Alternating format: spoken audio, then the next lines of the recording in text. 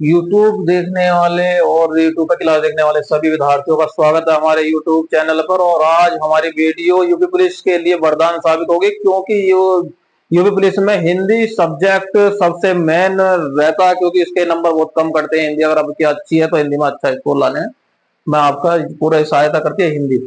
तो हिंदी में हमने कल आपको बता दिया था कि हम हिंदी की क्लासे लाएंगे और हिंदी जल्द से जल्द परीक्षा से पहले पहले 15 तारीख तक हम अपनी हिंदी का जो सिलेबस है यूपी पुलिस के लिए वो खत्म कर देंगे। तो हिंदी का सब्जेक्ट हम खत्म कर देंगे जल्द से जल्द 15 तारीख तक।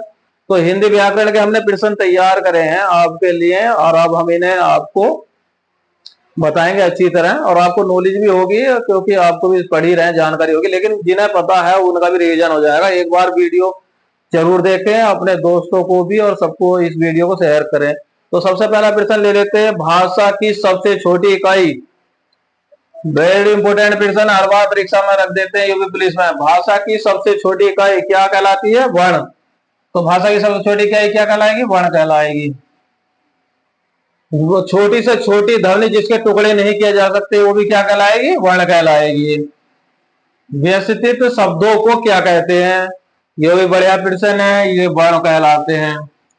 वर्णमाला के उच्चारण के आधार पर वर्ण 45, और लेखन के आधार पर कितने वर्ण होते हैं? 52। लेखन के आधार पर वर्ण 13 स्वर हो गए, 45 व्यंजन हो गए, 4 संज्ञक हो गए, सब 52 वर्ण हो गए। उत्तरमाला में भी 52 वर्ण हो गए। स्वर कितने होते हैं? 11। स्वर के 3 भेद हैं। स्वर के 3 भेद हैं। स्वर के हास्य स्वर, हास्य स्वर और स्वरों को बोलने में कम समय लगता है, उन्हें तो कहते हैं हास्य स्वर। ये तीनों आ जाते हैं परीक्षा में जाता। हास्य स्वर आएगा, दीर्घ आएगा, प्लुत स्वर आएगा। अब तीनों में क्या अंतर है इनमें? हास्य स्वर को जिन्हें बोलने में कम समय लगता है, जैसे छोटा ए ई उ री सी। अब दीर्घ स्वर इससे कुछ बड़े होते हैं, जिन्हें इनसे ज्यादा अधिक समय लगता है बोलने में, जैसे बड़ा, छोटी, ई ओ, बड़ा आ गया। अब प्लुत स्वर स्वर हो गए जिन्हें बोलने में दीर्घ स्वर में इन्हें लंबा समय लगता है बोलने में या पढ़ने में, जैसे हे राम, जय श्री राम आदि हो गए। ये वेरी इंपोर्टेंट प्रश्न है, यूपी पुलिस में कई बार आया है, आ सकता है। और एक भाषा की सबसे छोटी इकाई वर्ण या छोटी जिसके टुकड़े नहीं होते ध्वनि, ये इंपोर्टेंट प्रश्न है। और अब आ गया तद्भव। तद्भव और तत्सम, ये तो परीक्षा कोई सी भी हर बार रख देते हैं। तद्भव शब्द संस्कृत के ऐसे शब्द हैं जो संस्कृत में आकर अपना रूप परिवर्तन कर लेते हैं, तद्भव शब्द कहलाते हैं। जैसे संस्कृत के ऐसे शब्द हैं जो हिंदी में आकर उनका अपना रूप बदल लिया, जैसे आग, सूरज, चांद, रात आदि। तो ये जो हो गया तद्भव हो गया। अब लेकिन तत्सम, तत्सम शब्द वो संस्कृत के शुद्ध तत्सम शब्द होते हैं, जो ये बिल्कुल संस्कृत के शुद्ध होते हैं, जैसे अग्नि, सूर्य, चंद्र, रात, रात्रि आदि। तो ये आ गए तत्सम और तद्भव।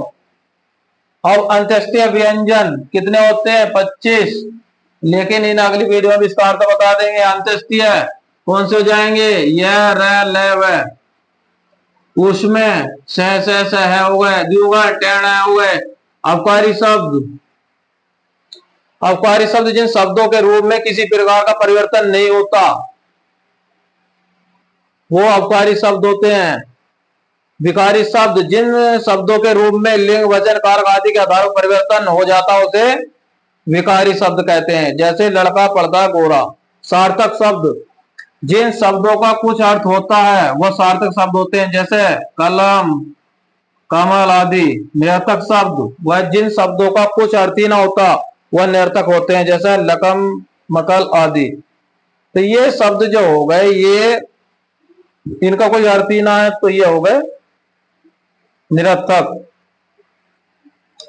और सबको ध्यान रहना चाहिए, वैसे हिंदी की क्लास चल रही है, लेकिन हिंदी का एक क्वेश्चन और बोल लेते हैं कि हिंदी दिवस कब मनाया जाता है। सभी को ध्यान रहना चाहिए, 14 सितंबर। 14 सितंबर को, ये पूछ लेता कई बार।